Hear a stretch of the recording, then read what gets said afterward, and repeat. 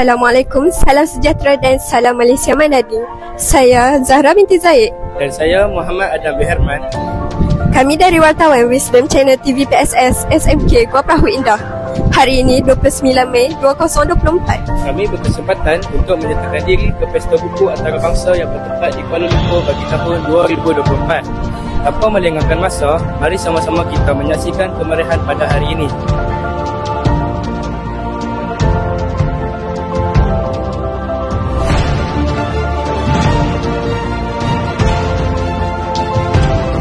Berdiri di sebelah saya, pekerja dari Reruai Nasihat, Cik Nurul Fazira.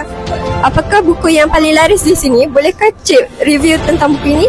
Okey, buku yang paling bestseller, paling laris dekat buku nasihat adalah buku kita yang paling latest ataupun terbaru, iaitu Seikhlas Kita Muhammad Mencintai Ibu. Okey, buku ini pasal apa? Okey, ramai yang ingat buku ini macam buku sejarah tentang Nabi Muhammad, peperangan sama dulu. Tak. Sebenarnya ini adalah buku motivasi.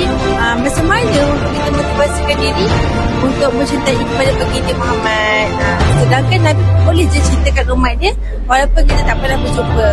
Terima kasih. Sama.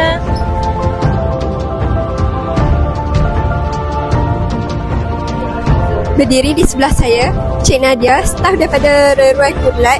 Apakah buku yang paling laris di sini dan bolehkah Cik reviewkan tentang buku ini? Okey, buku yang paling laris dekat perkumpulan ni adalah buku Ibu Kita Kuat yang pertama dan juga buku Ibu Kita Kuat yang kedua.